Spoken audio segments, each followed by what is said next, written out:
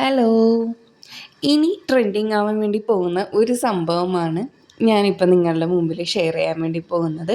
നമ്മുടെ KSRTC ബസ്സിലുള്ള ഒരു budget friendly വിനോദയാത്ര. അത് ഞാൻ വഴിയാണ് ഞാൻ ഈ സംഭവം കണ്ടത്. KSRTC ബസ്സിൽ എത്രത്തോളം നന്നാകും പോകാനായിട്ട്, എങ്ങനെയായിരിക്കും എന്നൊക്കെ ഭയങ്കര ഡൗട്ടായിരുന്നു.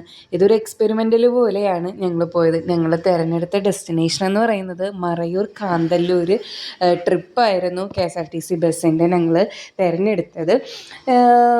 പറയുകയാണെങ്കിൽ കുഴപ്പമില്ല, നല്ലൊരു ട്രിപ്പ് തന്നെയായിരുന്നു.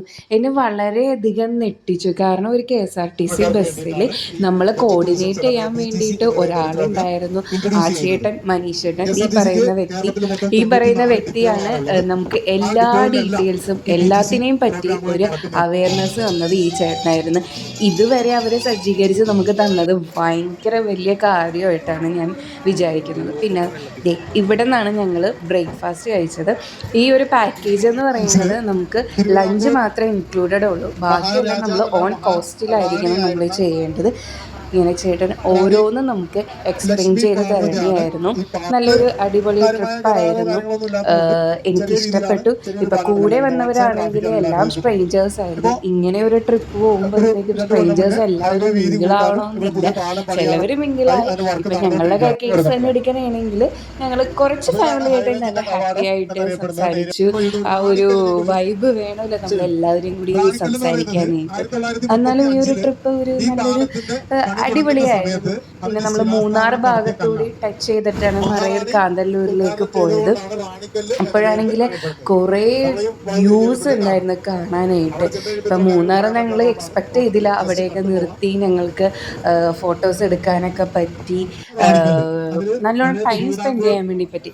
പിന്നെ ഞാൻ പോയത് December 27 കാരണം ഒരു വെക്കേഷൻ ടൈം ആയത് കാരണം ഭയങ്കര തിരക്കായിരുന്നു, ഭയങ്കര ബ്ലോക്കായിരുന്നു. അങ്ങനെ ഞങ്ങളുടെ കുറേ സമയം അവിടെ ചിലവായി പോയിട്ടുണ്ടായിരുന്നു.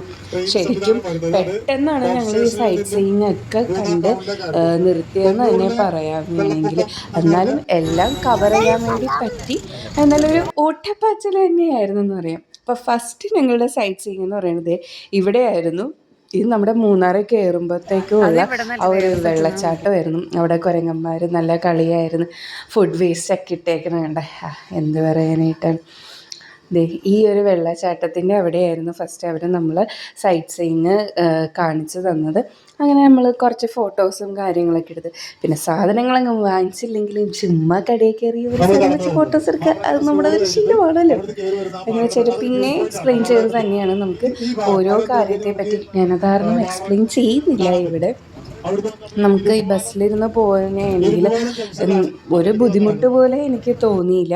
പിന്നെ ഒരു ഉറക്ക പ്രശ്നം, കാരണം ഈ ബസ് സ്റ്റാർട്ട് ചെയ്യുന്നതെന്ന് പറയുന്നത് 5 മണി 5:30 വെളുപ്പിനെ ആകുമ്പോഴത്തേക്കാണ്. അപ്പം നമ്മളുടെ കുറച്ച് ഉറക്കം.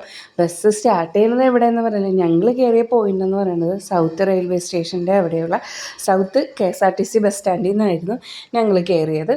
അപ്പം നമ്മളിങ്ങനെ പോകുമ്പോഴത്തേക്കും കുറേ വ്യൂസ്. ഈ ഒരു പൂവ് കണ്ട, ഇത് പല ഭാഗത്തും മൂന്നാറിന് ഉണ്ടായിരുന്നു. ഇവിടെ ഈ ഒരു പണി നടക്കുന്നത് കാരണമാണ് നല്ല ബ്ലോക്കായിരുന്നു, നല്ല ബ്ലോക്ക്. ഒരു 2 മണിക്കൂറൊക്കെ വേണമെങ്കിൽ ഈ ബ്ലോക്കിൽ അവിടെ ഇവിടെ ആയിട്ട് കിടന്നിട്ടുണ്ടാവണമെന്നാണ്. പിന്നെ നമുക്ക് ആ ബ്ലോക്കൊക്കെ ബോറടി മാറ്റി തന്നെ എന്ന് പറയുന്നത് ഈ വ്യൂസൊക്കെ കാണുമ്പോൾ മനസ്സിന് എന്തൊരു കുളിർമയായിരുന്നു. നമ്മുടെ ഇവിടുത്തെ ക്ലൈമറ്റിൽ നിന്ന് അങ്ങോട്ട് പോകുമ്പോഴത്തേക്കും അടിപൊളിയായിരുന്നു.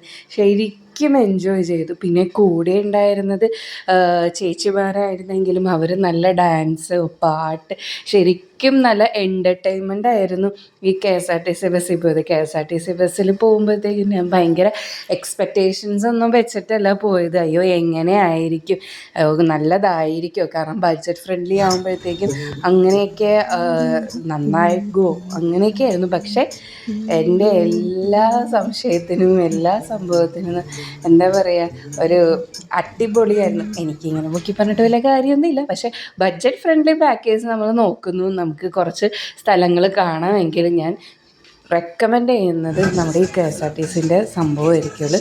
ഇതിപ്പോൾ എല്ലാവർക്കും അറിയണമെന്നില്ല. ഈ ഒരു സംഭവം നിലവിൽ വന്നിട്ടുണ്ട് നമുക്കിങ്ങനെ അവൈലബിൾ ആയിട്ടുള്ളത്. ഈ ഒരു വീഡിയോ കൊണ്ട് എല്ലാവർക്കും കുറച്ച് യൂസ്ഫുൾ ആവണമെങ്കിൽ ആവട്ടെ എന്ന് വിചാരിച്ചിട്ടാണ് ഞാനിപ്പോൾ ഒരു വീഡിയോ ചെയ്തേക്കുന്നത്. ഞാൻ ഡിസംബർ 27 പോയത്. അവർ ഓരോ മാസം ഓരോ ട്രിപ്പ് അവർ പ്ലാൻ ചെയ്യും. ഇപ്പോൾ ഒരു മാസത്തിൽ തന്നെ കുറേ സ്ഥലങ്ങളിൽ, ഇപ്പം ഞങ്ങൾ മറയൂർ കാന്തല്ലൂരാണ് സെലക്ട് ചെയ്തിട്ടുണ്ടെങ്കിൽ വേറെ സ്ഥലങ്ങളും അവർ പ്ലാൻ ചെയ്യുന്നത് വെച്ചിട്ടുണ്ടാവും. ചിലപ്പോൾ വാഗമൺ ആയിരിക്കും, പിന്നെ മൂന്നാറായിരിക്കും, പിന്നെ നെല്ലിയാമ്പതി, ഗവി, അങ്ങനെ കുറേ സ്ഥലങ്ങളുണ്ട് അവരുടെ പ്ലാനിൽ.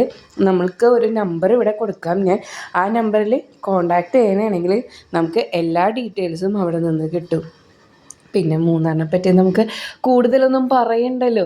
അവിടുത്തെ വ്യൂ, ഞങ്ങൾ ബസ്സിലിരുന്ന് ബോറടിക്കാണ്ടി വന്നിട്ടില്ല. കാരണം എന്ന് വെച്ചാൽ ഈ വ്യൂ പ്ലസ് ബസ്സിൻ്റെ ഉള്ളിലുള്ള എക്സ്പീരിയൻസും അടിപൊളിയായിരുന്നു. നമ്മൾ ഈ ചുരമൊക്കെ കയറുമ്പോഴത്തേക്ക് ഈ ബസ് എടുക്കണ ആ ഒരു ഇത് ഇപ്പോൾ തന്നെ കണ്ടു. എൻ്റെ അമ്മ, അതൊക്കെ നല്ലൊരു എക്സ്പീരിയൻസ് ആയിരുന്നു. അപ്പം നിങ്ങൾ വിചാരിക്കും എന്താ ബസ്സിൽ ഇതുവരെ യാത്ര ചെയ്തിട്ടില്ലേ? പക്ഷെ ഇതേപോലെ ഒരു സിറ്റുവേഷൻ, ഒരു സാഹചര്യത്തിൽ നമ്മൾ പോയിട്ടില്ല. നമ്മുടെ ഒരു കണ്ടക്ടർ ചേട്ടൻ മനീഷരൻ, അത് ഞങ്ങളുടെ കോർഡിനേറ്റർ ആയിരുന്നു.